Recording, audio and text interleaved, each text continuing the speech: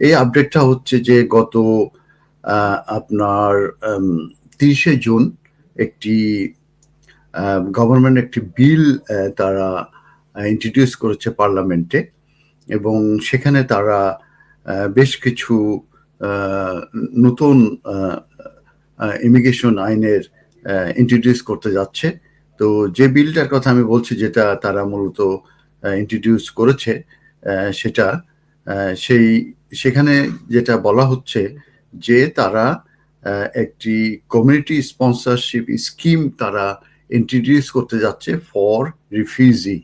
এটা home office তারা 30 তারিখে তারা এই প্রেস রিলিজে এই বিলটা সম্পর্কে তারা হাইলাইট করেছে।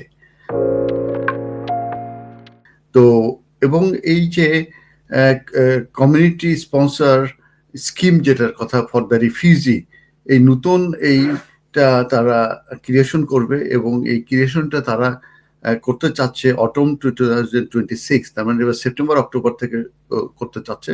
এবং সেপ্টেম্বর অক্টোবর থেকে যেসব অর্গানাইজেশন আছে তারা মূলত অ্যাপ্লাই করতে পারবে to sponsor refugees under a model inspired by Canada resettlement program. Canada resettlement program এর similar type of স্কিম মূলত আছে, সেটার উপরে বেসিস করে তারা ইন্সপিরেশন পেয়ে মূলত এই community sponsorship scheme for refugee তারা ইন্ট্রোডিউস করতে যাচ্ছে 2026 এর অটম থেকে। আর এটার first arrival under the scheme এটা এক্সপেক্টেড করা হচ্ছে ইন অটম 2027 থেকে। আর কি পরিমাণ যে এই এই স্কিমে নেওয়া হবে নাম্বার যেটা, সেটা বলা হয়েছে যে start small at first but build over time. তার মানে প্রথমে তারা অল্প অল্প করে নিয়ে বিল্ড আপ করে তারপরে তারা এটা করবে।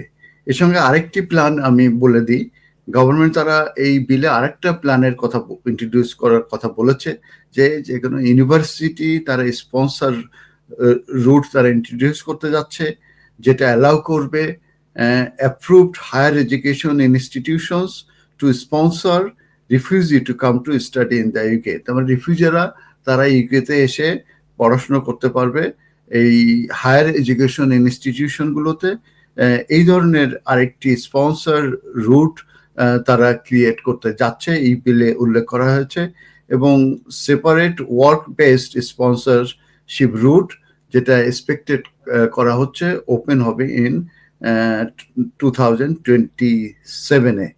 তো এই যে হোম অফিস তারা বলছে স্পন্সরশিপ মডেল যেগুলো from the future of safe and legal roots to the UK, এটাই একটা আপডেট ছিল। এরপরে আমি এবং এখানে আরেকটি জিনিস বলা হচ্ছে যে এই রিফিউজি স্ট্যাটাস যারা ইউজ করবে দ্য নিউ রুটের ক্ষেত্রে, এটি মূলত ডিটারমাইন্ড হবে এবং এটা পার্টনারশিপে কাজ করবে with the United Nations High Commissioner for রিফিউজিদের সঙ্গে মিলে।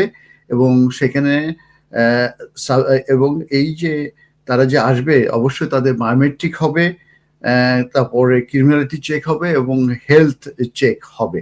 ধন্যবাদ।